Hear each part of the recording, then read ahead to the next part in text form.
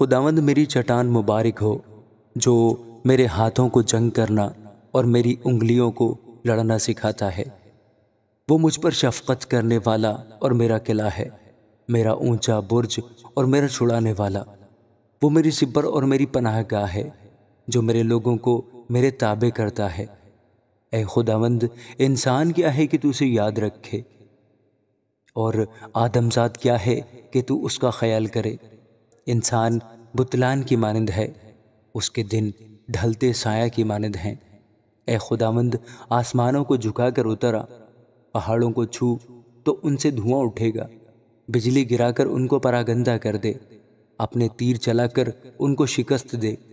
اوپر سے ہاتھ بڑھا، مجھے رہائی دے، اور بڑے سیلاب یعنی پردیسیوں کے ہاتھ سے چھڑا، جن کے منہ سے بطالت نکلتی رہتی ہے اور جن کا دہنا ہاتھ جھوٹ کا دہنا ہاتھ ہے۔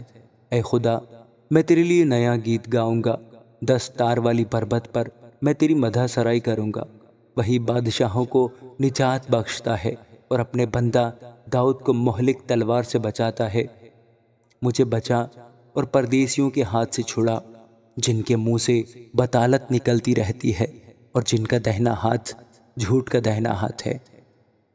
جب ہمارے بیٹے جوانی میں قد آور پودوں کی مانند ہوں، اور ہماری بیٹیاں محل کے کونے کے تراشے ہوئے پتھروں کی مانند ہوں، جب ہمارے کتھے بھرے ہوں جن سے ہر قسم کی جنس مل سکے، اور ہماری بھیڑ بکریاں ہمارے کوچوں میں ہزاروں اور لاکھوں بچے دیں، جب ہمارے بیل خوب لدے ہوں، جب نہ رخنا ہو نہ خروج، اور نہ ہمارے کوچوں میں واویلا ہو۔